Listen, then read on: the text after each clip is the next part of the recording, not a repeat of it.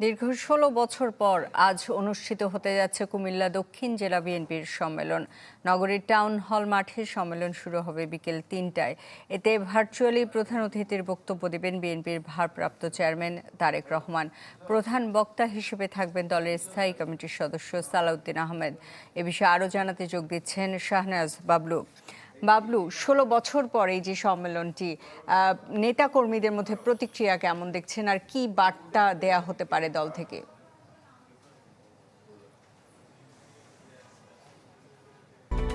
Japan Bangladesh joint venture company JBS holdings limited. Sushmita, ১৬ বছর পর কুমিল্লা দক্ষিণ জেলা বিএনপি সম্মেলন, নেতাকর্মীদের উচ্ছ্বাস উদ্দীপনা তো আছেই।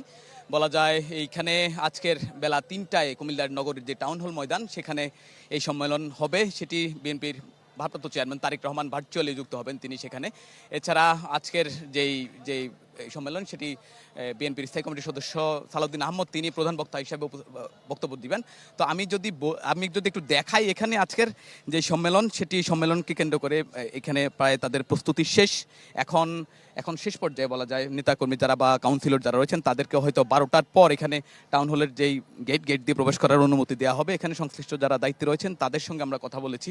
তারা বলেছেন যে তারা দীর্ঘ সময় পর যে সম্মেলন হচ্ছে কুমিল্লা দক্ষিণ জেলা বিএনপির, সেটি তারা এখানে তারা নেতাকর্মীদের উদ্দেশ্যে কিছু বার্তা দিবেন। পাশাপাশি তারা আগামী যে নির্বাচনকে কেন্দ্র করে নেতাকর্মীদের ঐক্যবদ্ধ থাকার আহ্বান জানাবেন। তো দীর্ঘ সময় পর যেই জেলা বিএনপির সম্মেলন, সেটি যে 5টি পদে প্রতিদ্বন্দ্বী হবে। কিন্তু বলা যায় এখানে যে দক্ষিণ জেলা বিএনপির সভাপতি এবং সাধারণ সম্পাদক পদে দুজনে বিনা প্রতিদ্বন্দ্বিতা নির্বাচিত হয়েছেন। এছাড়া সিনিয়র সহসভাপতি, সিনিয়র যুগ্ম সাধারণ সম্পাদক এবং সাংগঠনিক সম্পাদক পদে এখান থেকে এই সম্মেলনের কাউন্সিলররা ভোট দিবেন। বলা যায় প্রায় 10টি উপজেলা এবং 4টি পৌরসভা মিলে প্রায় 1414 জন কাউন্সিলর এখানে ভোট দিবেন।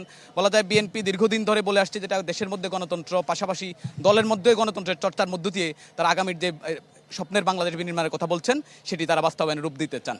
সুস্মিতা। বাবলু, আপনাকে ধন্যবাদ। কুমিল্লা জেলা বিএনপির সম্মেলন বিষয়ে জানাচ্ছিলেন শাহনাজ বাবলু।